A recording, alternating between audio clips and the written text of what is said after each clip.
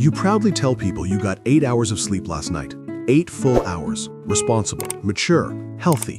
And yet, you wake up feeling like your brain is running on 2% battery and your body got hit by a truck. You stumble to the kitchen, grab coffee like it's life support, and wonder how this is even possible. If 8 hours is supposed to be enough, why do you still feel exhausted?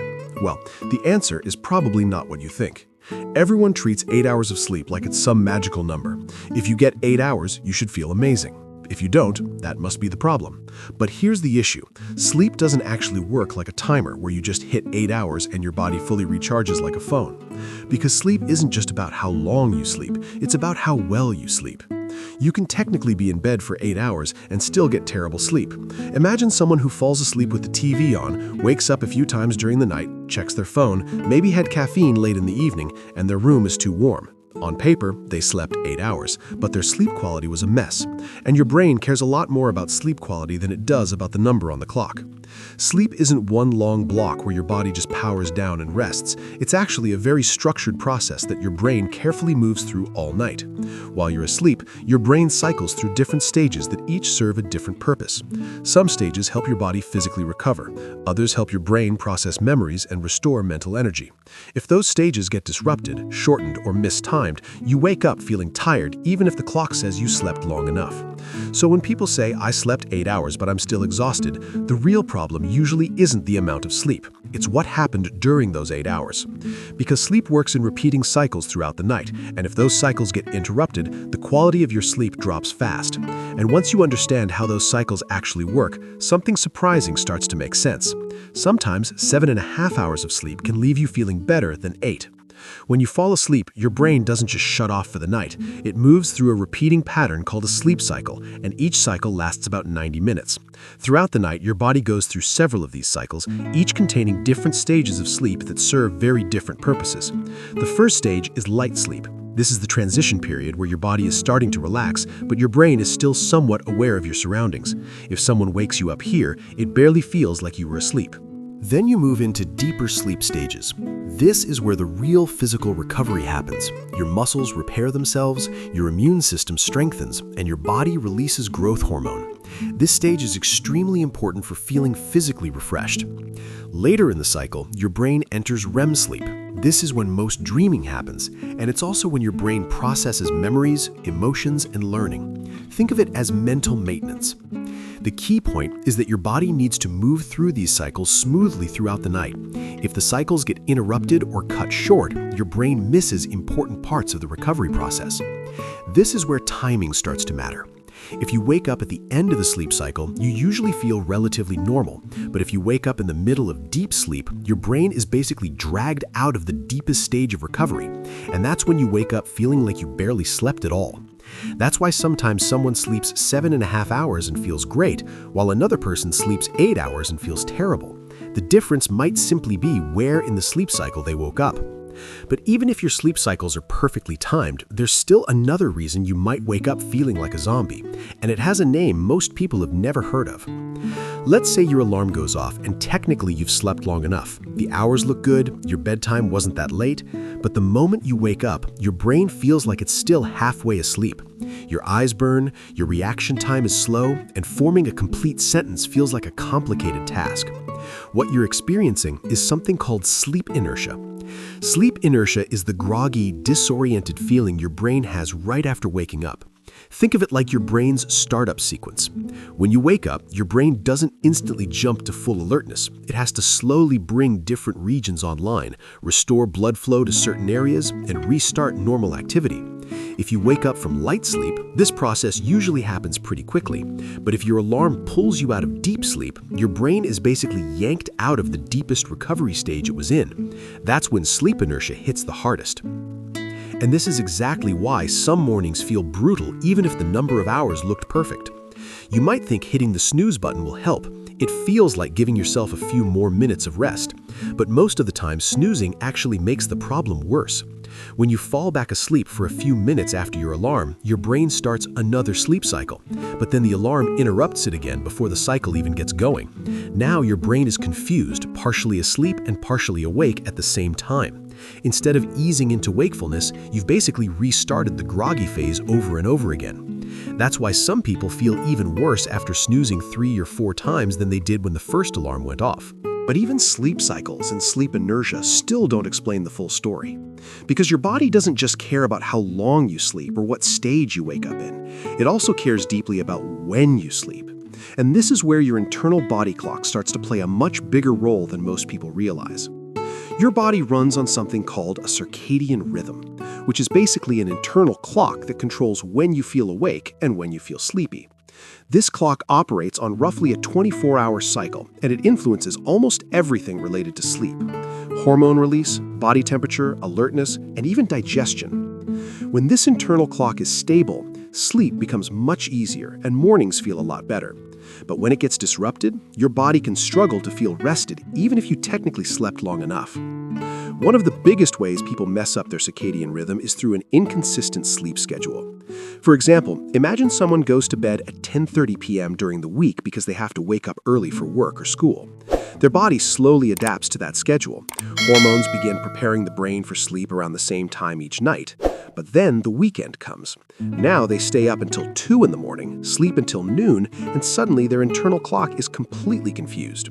By Sunday night, their brain still thinks it's the weekend schedule, so falling asleep early becomes difficult. Then Monday morning arrives, and waking up feels brutal. This pattern is sometimes called social jet lag because it mimics the same feeling you get when traveling across time zones. Your brain doesn't care that it's Monday and you have responsibilities. It just follows the schedule you trained it to expect. And this is why some people sleep 8 hours and still wake up exhausted. Their sleep timing is fighting against their internal clock. But even if someone fixes their schedule and goes to bed at the same time every night, there's still another problem that quietly ruins sleep quality for millions of people. And the frustrating part is that most people do it every single night without realizing it.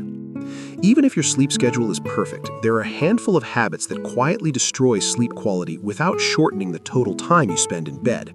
These are the kinds of things that make people say, "But I slept 8 hours," while their brain is thinking, "Yeah, but it wasn't good sleep." One of the biggest culprits is phone use before bed.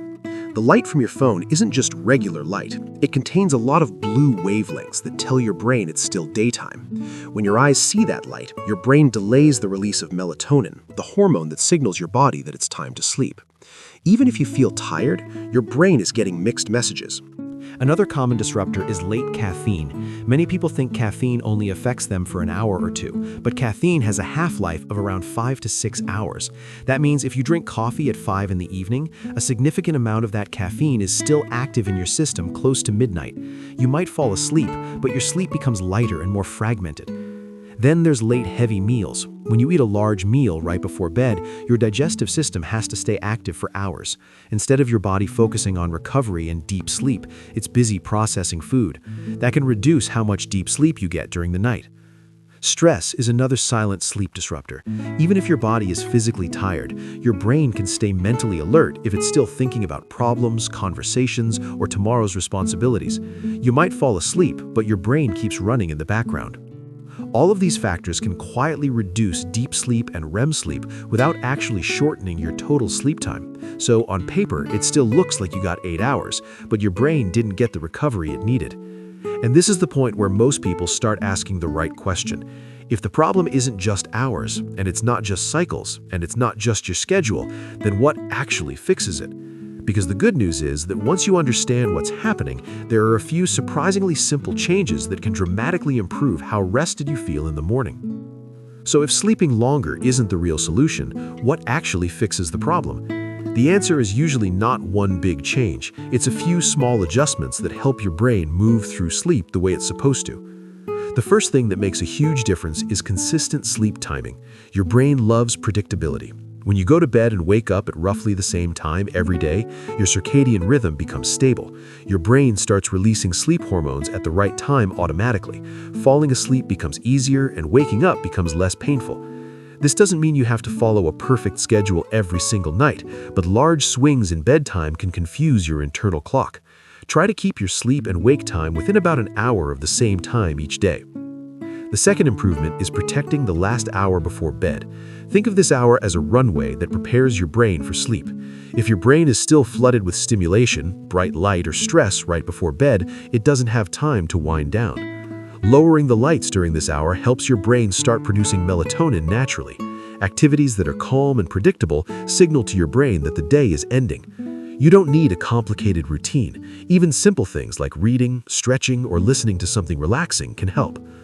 Light exposure during the morning is another powerful factor that many people overlook. When your eyes see natural sunlight early in the day, it tells your circadian rhythm when the day officially starts.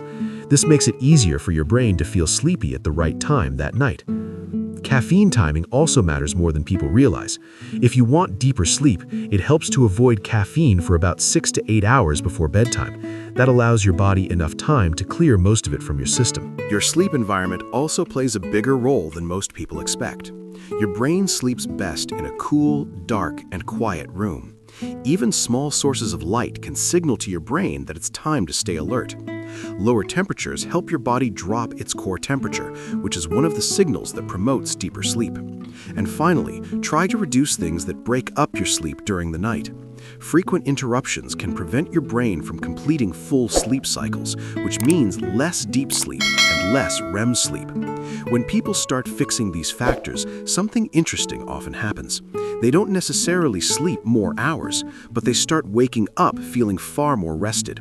Because once your brain moves through sleep cycles properly, even the same amount of time in bed suddenly becomes much more effective. So if you slept 8 hours and still woke up exhausted, the problem probably isn't the number on the clock. Sleep isn't just time spent unconscious. It's a complex process your brain carefully organizes throughout the night. If sleep cycles get disrupted, if your body clock is confused, or if your habits quietly sabotage sleep quality, 8 hours won't feel like 8 hours. But when you fix the timing, protect your sleep environment, and remove the things that interrupt deep sleep, something interesting happens. The same 8 hours suddenly starts working the way it's supposed to, and waking up tired becomes the exception instead of the rule.